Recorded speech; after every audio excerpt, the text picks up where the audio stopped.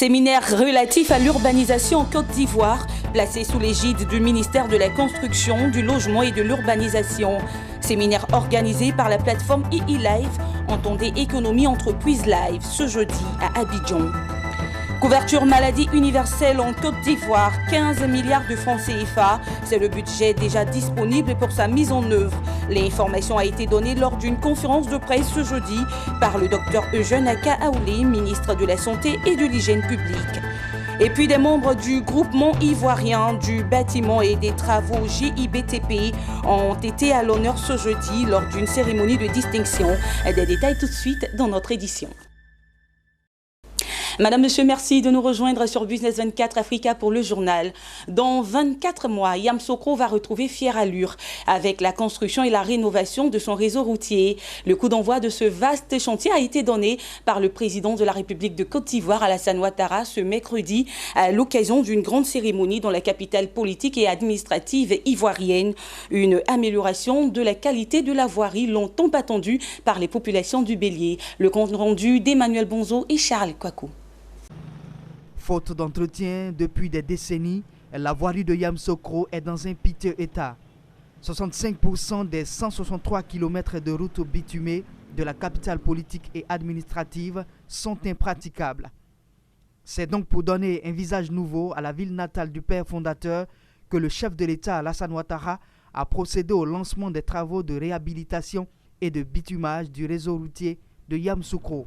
Selon le président ivoirien, le lancement de ces travaux enclenche d'autres projets futurs afin de donner à Yamoussoukro toute l'envergure d'une capitale politique et administrative.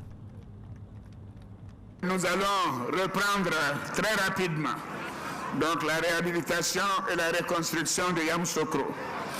Je voudrais donc à nouveau vous réaffirmer ma vision qui est la même et je suis fermement engagé à faire de Yamoussoukro notre capitale politique, une ville moderne et modèle.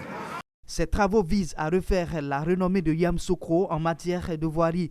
Ils concernent 41 km de route, dont 37 km à réhabiliter et 4 km à bitumer. D'un coût global de 32,5 milliards de francs CFA, ce projet est entièrement financé par l'État de Côte d'Ivoire. Ces travaux entièrement financés par l'État de Côte d'Ivoire permettront de rénover 35% du linéaire du réseau de voirie jugé en mauvais état et feront passer ce linéaire à 167,5 km. Outre la réhabilitation des voies principales de la capitale, le projet inclut le bitumage des voies diverses qui innervent les quartiers de Cocrenou et du Billionnaire. La structure de chaussée prévue pour le bitumage aura une durée de vie de 15 ans si les entretiens sont correctement assurés. En ce qui concerne les réhabilitations, ils consisteront au recyclage de la structure de chaussée en place et à la mise en œuvre d'un revêtement de 5 cm en béton bitumineux. Les structures de chaussée réhabilitées auront également une durée de vie de 15 ans si les entretiens nécessaires sont suivis. Excellence, Monsieur le Président de la République, on le voit, l'aménagement de ce tronçon de voirie contribuera à nouveau au rayonnement de la ville de Yamoussoukro et participera à la facilitation des conditions de déplacement des populations de la capitale.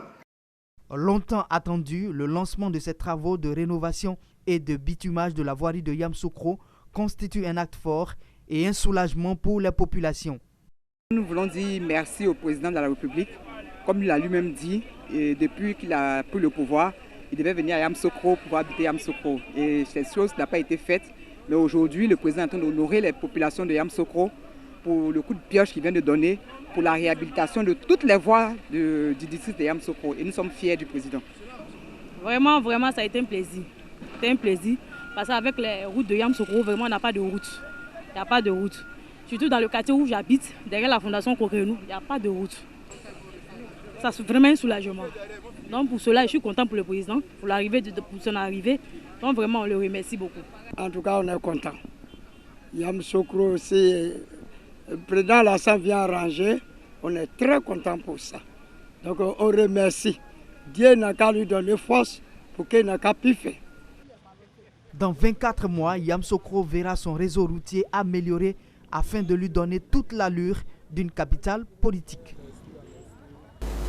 Sous l'égide du ministère de la Construction, du Logement et de l'Urbanisation, la plateforme II-Life, entendée Économie Entreprise Life, a organisé un séminaire relatif à l'urbanisation en Côte d'Ivoire. Une occasion qui a réuni plusieurs acteurs concernés pour échanger sur les défis du dit secteur en vue d'un développement urbain réfléchi et maîtrisé. C'était ce jeudi 19 septembre 2019 dans la commune de Cocody. Le point de Zénab Dosso et Marius Seri. Une vision urbaine au service de la croissance, c'est sous ce terme que le ministre de la Construction, du Logement et de l'Urbanisation, Bruno Nabagné-Koné, a ouvert le débat, réunissant l'écosystème de l'urbanisation. Une rencontre à l'initiative de la plateforme Économie Entreprise Live, en abrégé II-Live, destinée à la planification des villes ivoiriennes. Un objectif partagé par le ministère en charge de la construction. La Côte d'Ivoire connaît un taux annuel de croissance démographique de 2,5%, avec une population qui s'urbanise de plus en plus. Cet atelier présente un réel intérêt pour notre département ministériel qui entend promouvoir une véritable politique publique urbaine et mettre en œuvre une planification urbaine plus cohérente et plus intégrée, dont l'objectif ultime est, je le rappelle, l'amélioration du cadre de vie de nos populations et l'amélioration de la compétitivité de nos villes.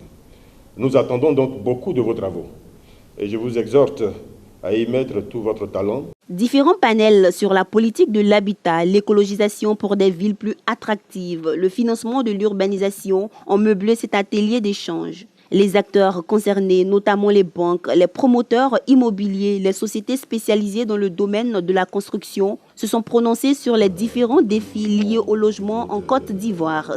Les participants se réjouissent ainsi de cette occasion bénéfique pour l'avancée de leur entreprise. Notre métier, en tant que promoteur immobilier, nous avons besoin de ce genre de séminaire. Cette plateforme-là pour échanger avec des investisseurs, avec certaines personnes qui ont de l'expérience, pour que nous puissions échanger sur une bonne politique de la ville.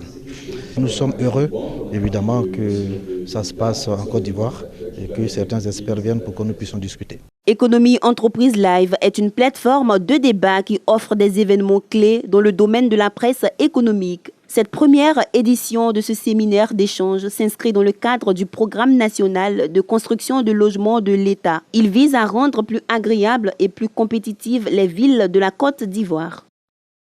Le budget déjà disponible pour la CEMU, couverture maladie universelle. L'information a été rendue publique par le docteur Aka Aoulé, ministre de la Santé et de l'Hygiène publique, au cours de la conférence de presse qu'il a animée ce jeudi à la primature à Abidjan. Cette rencontre se situe dans le cadre de la tribune dénommée les rendez-vous du gouvernement. Le point avec Hervé Blayon et Gilbert Lyon. Elle démarre le 1er octobre. La CMU, la couverture maladie universelle, est un programme d'envergure sociale qui devrait améliorer la couverture sanitaire en Côte d'Ivoire. Une conception soutenue par Dr Akaolé Eugène, ministre de la Santé et de l'Hygiène publique, au cours des rendez-vous du gouvernement. Le ministère de la Santé s'engage au niveau de la couverture sanitaire universelle à atteindre les 3 objectifs que sont rendre disponibles les soins de santé de qualité sur toute l'étendue du territoire, réduire l'exposition aux risques de santé par la promotion et la prévention, réduire les risques financiers liés à la maladie en offrant la santé par la couverture maladie universelle. Le patron de la santé en Côte d'Ivoire a aussi indiqué que la couverture maladie universelle devrait accroître la disponibilité du médicament dans toutes les formations sanitaires publiques. Pour la mise en œuvre effective de la couverture maladie universelle, 562 établissements sanitaires ont été retenus pour bénéficier des installations techniques indispensables de façon pratique. En matière de couverture maladie universelle, il faut poursuivre les actions de réhabilitation, de construction et équipement des établissements sanitaires pour améliorer l'offre de soins pour la mise en œuvre généralisée de la couverture maladie universelle. Les établissements sanitaires publics sont le cadre d'application de la couverture maladie universelle. Évoquant la fonctionnalité de ces structures, Dr Akaolé a annoncé la fermeture du CHU de Yopougon le 1er novembre pour travaux de réhabilitation. Quant au CHU de Cocody-Angré, il sera opérationnel dès le mois de novembre. Soyons clairs, aujourd'hui, le CHU Yopougon nous pose beaucoup plus de problèmes en fonctionnant dans l'état où il est que si nous le fermons. Il vaut mieux le fermer et trouver la solution dans la mesure où il est déjà prévu de réhabiliter cet établissement. C'est faute de ne l'avoir pas fermé d'ailleurs que nous avons tous ces problèmes. Ils sont 9 récipiendaires issus du secteur du bâtiment, des travaux publics exerçant en Côte d'Ivoire à avoir été faits commandeurs, officiers et chevaliers de l'ordre national à la grande chancellerie de Côte d'Ivoire. Ces membres du groupement ivoirien du bâtiment et des travaux ont été à l'honneur lors d'une cérémonie de distinction. Un secteur qui depuis plus de 8 ans est porteur de croissance soutenue dans le pays. Le reportage de Ariane Touré, Richard Akeke et Mireille Yokou. Ils sont 9 récipiendaires, chefs d'entreprise issus du secteur du bâtiment et des travaux publics exerçant en Côte d'Ivoire, avoir été fait commandeurs, officiers et chevaliers de l'ordre national à la grande chancellerie de Côte d'Ivoire. Une distinction qui vient sanctionner les valeurs cardinales de travail, de persévérance et de courage exercées par les acteurs du secteur du bâtiment en Côte d'Ivoire.